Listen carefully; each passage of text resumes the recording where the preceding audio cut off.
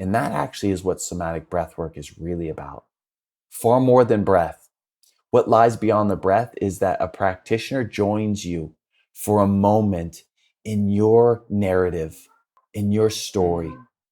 And in that story gives you permission to feel what you haven't had time to feel.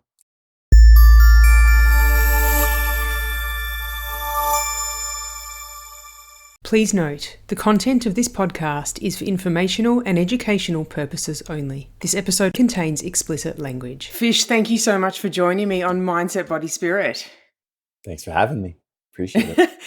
I want to start by asking you, what were you searching for when you discovered somatic breathwork? Oof, what was I searching for? I ask the easy questions.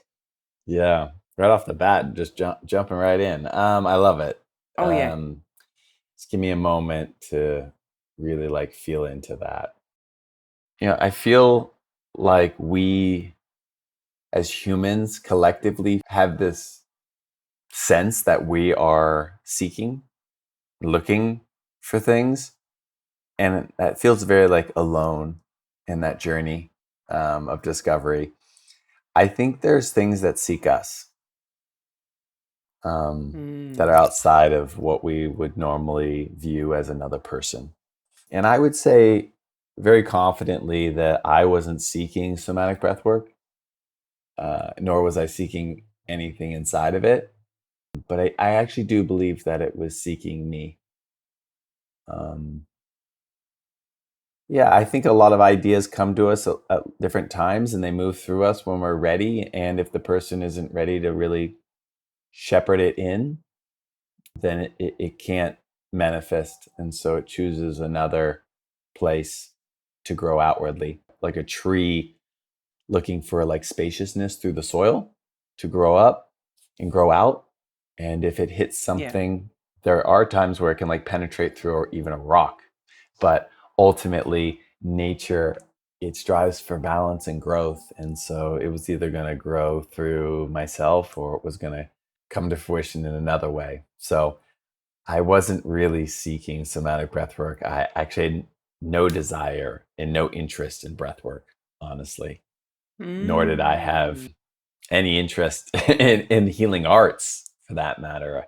I kind of saw it as a thing that was, I don't like the word woo-woo, but I think that I am very spiritual. So I definitely believe in like an esoteric, like larger understanding that's infinitely beyond our comprehension. But I don't know that that's what I desired. I liked entrepreneurship. I liked being in the activity and the activationness of life. So slowing down and sitting in a sound bath or maybe connecting with my breath, it seemed a little slow and a little mundane for me until it wasn't, until I needed it. So yeah. So when did you go from, this is slow, this is mundane, what am I doing, to, oh, hang on a second, this is really changing me from the inside out? yeah. And did you, and actually, and my second question is, did you like battle with it at all? Was there any resistance? No, I'm not a resistant oriented person. That's not really what I would resonate with as a word. I'm Did it give pretty you the heebie-jeebies when I used it? No heebie-jeebies. I just like leaning into things. I really love being a student of life. I think we all are, but can we truly be a student? To be truly a student is to come from a place of like wonder and curiosity and awe. We're not the same students in kindergarten as we are when we're in college. We have certain know-it-all aspects to ourselves, and we think we have a good understanding of things in life, and because we've had a felt sense of experience. And yeah, so I just feel like I try to lean in as much as I can with that curiosity and openness. And so there was no resistance. I was fully like, hey, whatever this is, let me enjoy this. I just came from a different modality I've never heard about that uses like breath and also really subtle pinpoints on the spine, just gentle touches. And a lot of people on the table were convulsing. And I was like, whoa, that seems out of the ordinary. But I laid on the table and I was really like open to whatever came my way. And, 5 minutes later, I was crying. And so Wow. there's just, I think, yeah, to meet life with the awe that nature provides us in every day is to really be in a special place. And I try to come at life with that kind of mentality and mindset every day. So, first question. Yeah, honestly, I just noticed a change in my physiology instantaneously. I started screaming and yelling and crying and laughing inside this session, what we would call a breathwork session. And I connected to a lot of the emotions that I had just suppressed for a long time. I was from the PGA Tour, and I had a life in the golfing world, which is a very suppressed business, a very suppressed sport. There's even something called the golf clap, which I is like know a the little golf clap like clap. this. It's not even like It's it's not even very a real clap. it's very similar to the Queen's clap. Yes, the Queen's clap. It's very very subtle. We don't want to disrupt anything. And sometimes like a nice like fuck or something that comes through us needs to move through us, regardless of what that's going to look like and how that's going to be interpreted by the people around us. Feels good to yell. It feels Mm. good to tap into that primal anger. Yeah, whether you're a man or a woman. So once you had that experience, you were like, "This is for me. I need to learn more." I feel like I was like, this is for everyone. I'd like to Mm. share this. Yeah. Yeah, I felt like it gave me a tremendous amount of power within myself, a great reminder of my own connection to my own body. And I felt that it was a modality that I could always come back to when I've carried too much for me to handle and I'm in an overload process or a nervous breakdown process. So that gave me Yeah. incredible confidence that I could go out into the world and I could get the shit kicked out of me and still know that I could come back to this modality and just let it all go. It allowed me to live life a little bit more risque, not Yeah. worrying about That's getting awesome. hurt or wounded, but like still continuing to lean in to the world and experience all of it, regardless of what comes my Yeah. way. That's awesome. For anyone who doesn't know, can you explain somatic breathwork? Yeah, for sure. Explain your love and passion to us? Yeah, I think breath work is a pretty like simple concept. It's kind of like a juxtaposition between yoga and also meditation, like when you are using your breath in an active motion. From the Western world standpoint, a lot of asanas, positions, poses, you are using your breath in an activated state. And in meditation, on the other side of the scale, because I do love polarity, there is using your breath in stillness, which we know pretty much in the westernized world as meditation. We have bite-sized, quick fixes for things. Breathwork is in between those two. It's the ability to Mm. fluctuate your state into activation and or relaxation. So it's your ability to toggle back and forth. Your personal health is really your ability to choose what state you're in. Neither are bad. It's just getting stuck in one of those can start to be what's projected into the world. So it's a really good tool. Breath work is a really good tool to move you out of one state into another. And I think there's a great quote that says, state change influences trait change. And I think that Mm. that's really true. If you want to make a difference in your That's life, awesome. start with some internal systems, physiology, and it will reflect outwardly. That's awesome. What role does breathwork play in releasing trauma and stored emotions in our body? Yeah, so it's really interesting. It's gaining a lot of traction. I mean, COVID essentially was, in a roundabout way, a war on our breath. It was a Mm. war on our ability to connect not only to ourselves, but to others. It was an isolated incident. And through isolation, we get sick. I mean, that's obviously, Dr. Bush describes it so beautifully. A cancer cell is a cell that's isolated and continues to replicate. So it's not alone, and then it's an overgrowth. And ultimately, that's the same thing we dealt with during COVID. And so breathwork gained a lot of interest and popularity right after that war on our breath.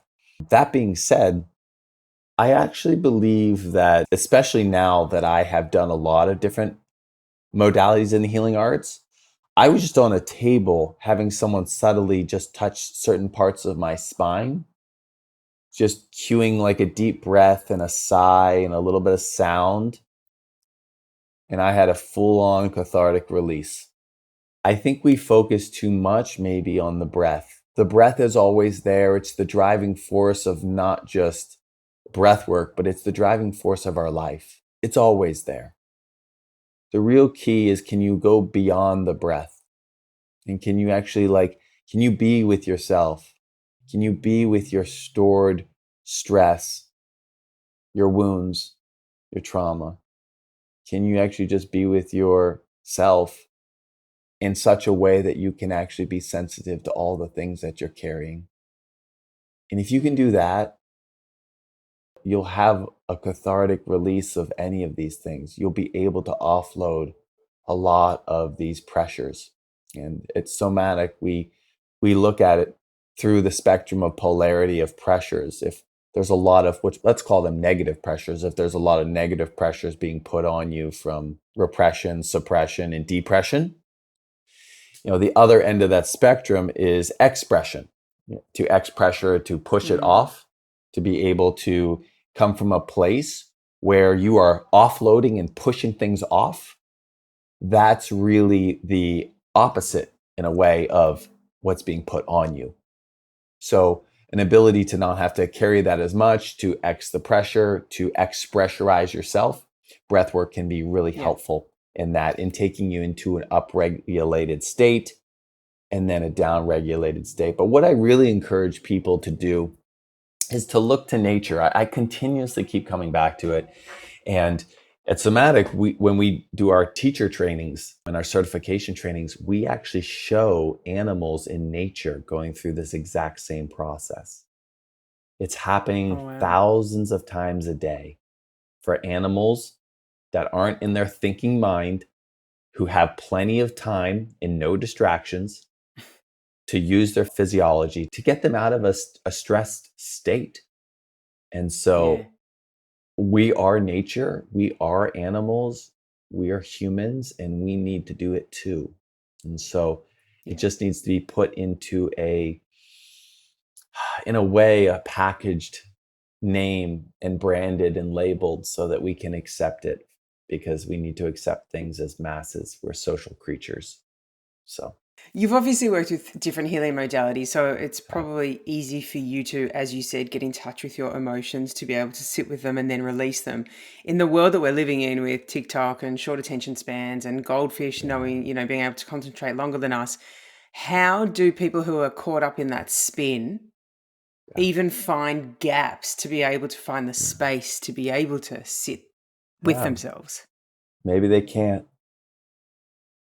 And Oh, maybe wow. and maybe they won't. And that's okay. Wow. There's a place where being okay with letting things break, letting it crumble. You get to rebuild the narrative of your life if you have the courage to let everything fall. And sometimes we're not even aware that we're falling. We're not even aware that things are breaking in our lives, that our body is breaking down, that we're getting sick. In that process, that will be our closest connection to the universe, closest connection to God. In a way, getting sick is a spiritual experience.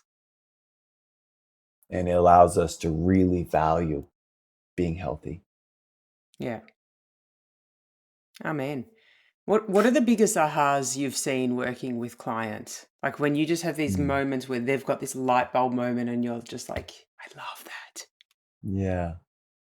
Well, breaking down aha, to curate it, there's always answers inside of a question, right? Even like the word question is quest, I'm on.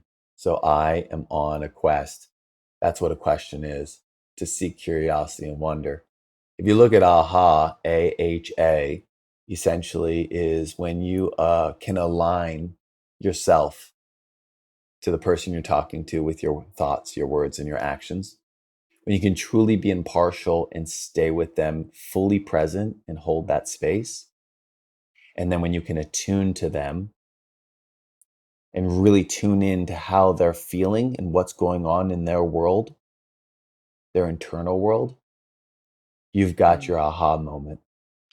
Alignment, holding space, attunement. The Just answers, sidebar, have you created your own dictionary yet?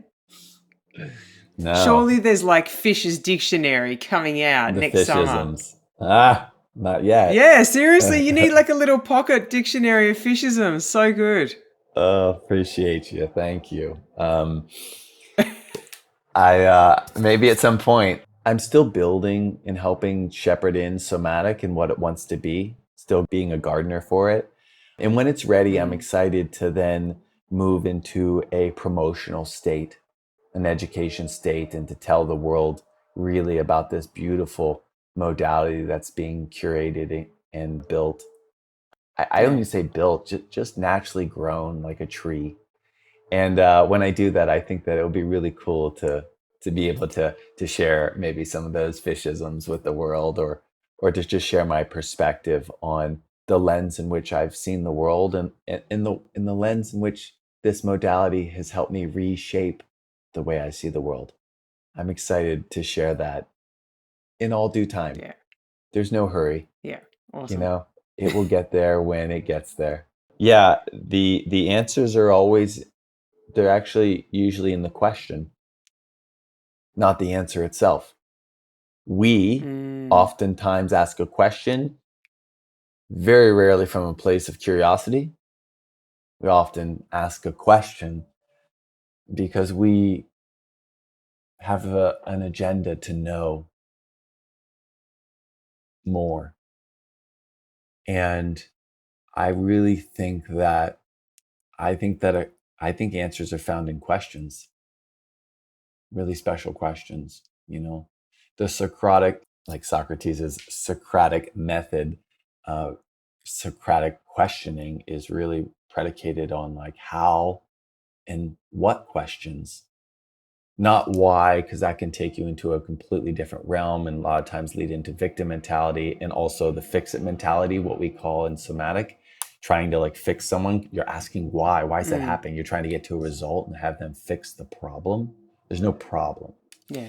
Then also there's the where and the who, which is external of you. And then the when is a different time period. So really like how and what questions really allow you to excavate the depths of you. You know, if someone's to ask you a question, imagine if you really sat with that feeling and rather than responded with an answer, you actually asked another question to yourself that was starting with a how or a what that took you even deeper into that feeling. I long for a world where we are focusing on somatic literacy, taking sensations in your That's body. the fishisms. It's all starting with your pocket dictionary, buddy.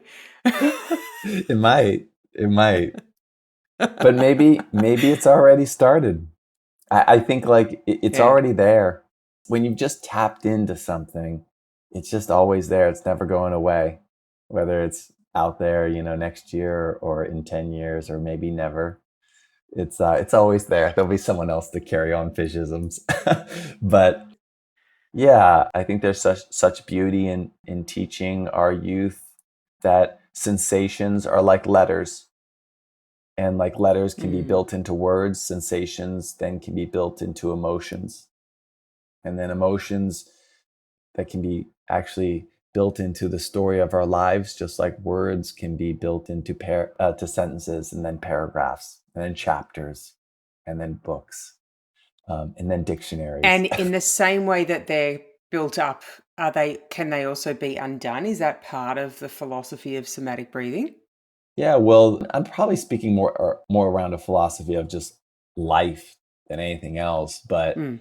yes, anything that can be created can be like, demolished. Anything Mm. that you make as whole can be dissected. Humans actually are incredible at dissecting and overcomplicating. I mean, I'm an anatomy and physiology major. We dissected the human body, not only like with our minds intellectually, but even like with cadavers. We looked at the body as a separation of all these different systems when together they're actually all one. So it was a relearning and a remembering that I had to do to realize that, oh, actually, there's not separate muscles like the bicep or the hamstring grouping. They're all like one. They're all tied together Yeah. through fascial lines and a tensegrity, like holding pattern. I spoke with John Mackey once. He started a company called Whole Foods, if you've heard of that. It's quite popular in the United States. But yeah, he was telling me like the concept of even ingredients is a dissection of our own food.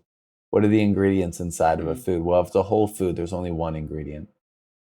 And so I've tried to live my life in a way of like, what am I doing in my life that has less ingredients?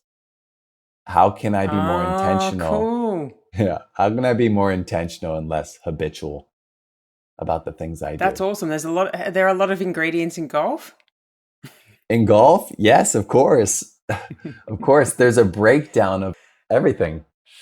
So how did you go from anatomy to golf to somatic breathwork finding Yeah. you? I mean, in a way, they're all the same thing. Anatomy and physiology is the study of like one's body and how it like works and the connection of all these systems rather than symptoms, the connection of how these systems work together, which I think was to me the best owner's manual for this vessel that I've been given. So that was my best option. So I took it. It doesn't come with Yeah. an owner's manual. And so we have to go out there and create our own. And I thought, well, I have a body and I can always get a car or a house or what have you. But the body, I only get one of those. So I better understand it to the best of my ability. And so anatomy and physiology was a great direction to really understand this vehicle that I have and how it works. I spend so much time in the inner workings and the inner exploration of my body, where I used to spend so much time in the exploration of the outer world, trying all these different countries and traveling. But what happens when you internally move towards all the countries within inside yourself? You don't even need a passport for that. You just need permission to go find out there's other languages and other universes inside each one of your cells. What happens when you go visit your emotions as if they were like a friend or a neighbor? I really value anatomy and physiology and for what it did to like really give me a great understanding of my physicality. And then from there, golf was a beautiful sport that really ties in a really unique movement within the body and to hit a ball into like all these different types of like climates and weathers. So the thing is, it's great to understand your body, but like, how does your body relate to the world? How does it move through the world? What kind of patterns does it create? What kind of walking gait? How do you express through the world? And golf was an incredible sport that I thought really, really had a lot of foreshadowing to how you move through the world, is how you move through the game of golf. I mean, they just You kept just leading to each throw other, balls, honestly. throw balls at everyone. Yeah, well, I mean, that too, for sure. That's part of it, actually. They just naturally all came together. So, there's one about the physiology of the body. Another one is like almost the biomechanics of how the body moves inside, like with all these different elements and the movement patterns that are found in it. You play in rain, you play in snow, you play in like all types of different weather in golf. You don't just stop.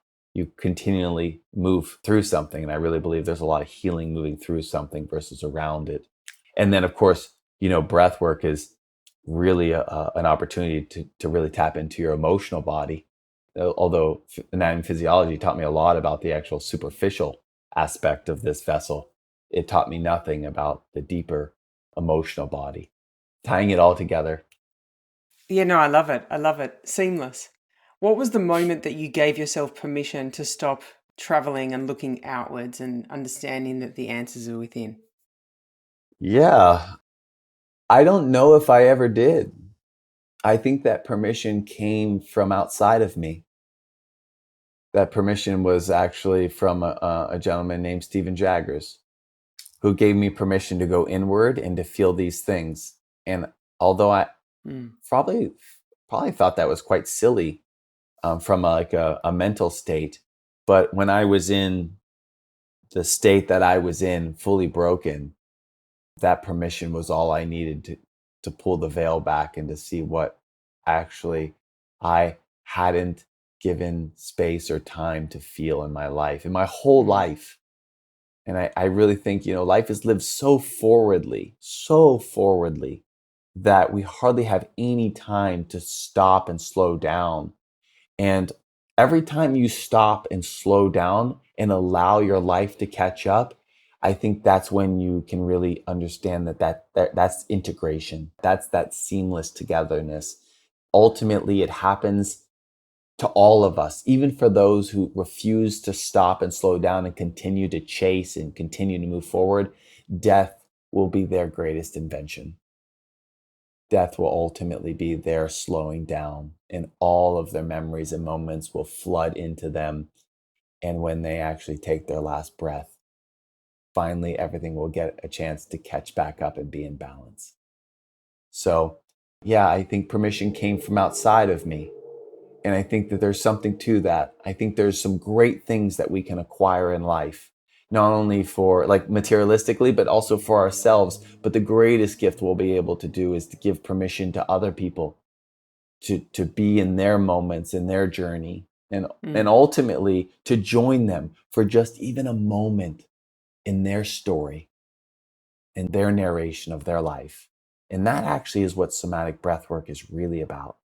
Far more than breath. What lies beyond the breath is that a practitioner joins you for a moment in your narrative, in your story, Mm. and in that story gives you permission to feel what you haven't had time to feel. And that little flip, I can't even imagine what the ripples of that are, because that's what you leave behind you. The moments and the memories that you get to share with others and the permission you get to give them. So, is that the most powerful healing moment? Is it in the connection you're able to release? Yeah. Did you say the word release? Yeah. Yeah, I actually, the release is important, but the release is like a pouring out of a cup. What really matters is what that cup is filled with afterwards. So the connection is what fills the cup, not what empties it. Mm. The connection is what really like determines the quality of our relationships. It determines the quality of our life. It determines everything ultimately, because we're held together and connected by a tremendous amount of cells and atoms. This whole thing is energy, a connection of energy. Even emotions is movement of this energy through our system. We just don't want things getting stuck, and things get stuck Yeah. sometimes. And really, I think it's Gabriel Mate that says trauma, which is a wound, is a disconnection from self. Then all healing really is a reconnection to self. And that's just such a simple, beautiful way to explain it. Connection is about integration, it's about healing, it's about togetherness, and ultimately is our cathartism. It's what Yeah. matters to us. When we hug each other, like that's a nutrient. We need that. We need to connect with others. We need a couple hugs a day. We really do. What's your count so far for this afternoon in your world? Three, three so far Oh, today. nice. Yeah. Yeah. Where's it going to get to by the end of the night? You'll be at seven, at least. Ah, good. Good I goal. I'm going to an event tonight, and there'll be a lot of friends there, so I'm gonna hug probably, like, honestly, like I hugged probably close to 35 people yesterday.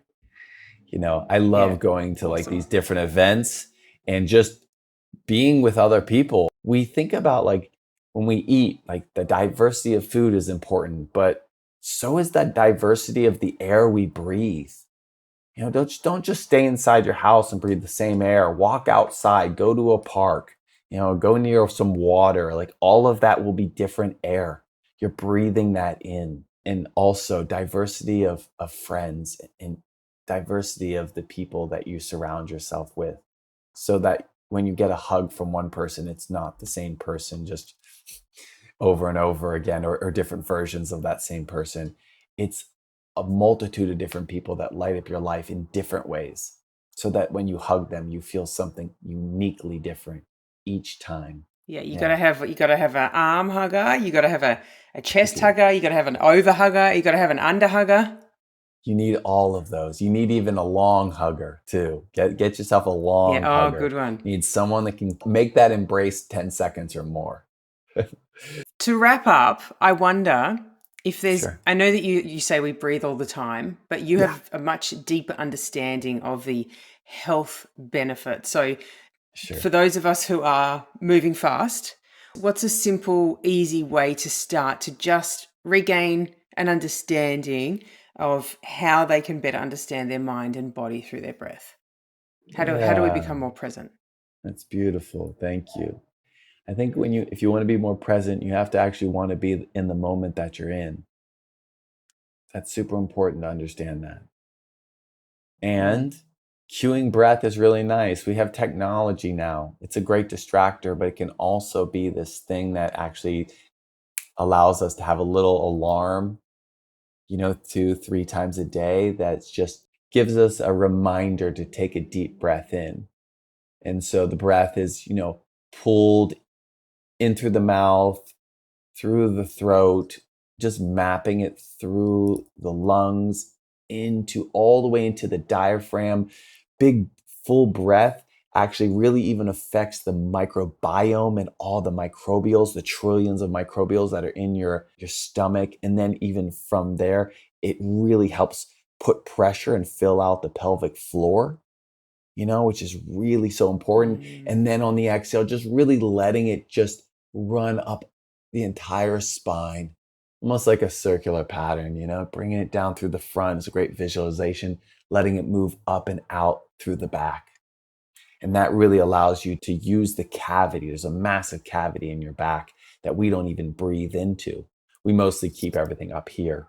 We hardly bring everything into the Mm. belly, but just where the thoracolumbar fascia is, all the way on my back, my lower back, you can't see it, but there's a swale back there. Just really filling that up from a 360-degree perspective. We're not 2D dimensional creatures. We're 3D or 5D, but we're 3D in a way that we can just really just become more expansive. And with that expansiveness within our breath, we will find an ability to give ourselves permission to be more expansive in our life. So Mm. it's Awesome. it's a great little reminder that we don't have to stay stuck, and we can move things through by using our breath. That's just a really powerful way. We can do it with all sorts of things, but breath is something that we do so frequently within our life, and we do it habitually, not intentionally. So just an intentional breath a couple times a day, just like an intentional hug, will go a long way for our mental health and our physical health and our diversification Awesome. of all the people in our life. Oh, thank you so much. Of course. Virtual hug. Yeah, let's give it. Can you feel Let's it? Can go. you Yeah, feel it? Can you I feel gotta it? go in there real quick. Of course. Of course I can feel it. Yeah. Thank you so much. You're an absolute legend. I'm happy to be on here. I'm happy to, share some whatever fishisms, but maybe more just some Yeah, the fishism. remembrance. Hey, come back to this podcast. So let's reunite when your little baby book's ready, and Yeah. I'll help you. I'll help edit it. I'll do whatever I can to help you out. You're so sweet. Maybe someday I'll write a book. I think it's a cool thing to write, to freeze your moments in time for others to Mm, learn from long after you're gone. I think it's a real gift. We're all writing a book. We're all writing yeah. multiple books. It's whether or not we want to take the time to stop and actually put it on paper, if we want to actually have a Mm. recorded account of what we've seen and felt. Well, I'll take some fishisms from today's interview and email them to you, so you can. I'll give you. Sweet. I'll give you the start that you need. Thank you. I appreciate it. I hear it all the time, actually. I'm always like in the Oh, you DMs know on what that social means. media. That's like message, universe, I universe, universe, know. universe. Yeah. And I always say, universe, I hear you. And when it's ready to come through, it will. Thank you so much for sharing yourself with Thanks. us today.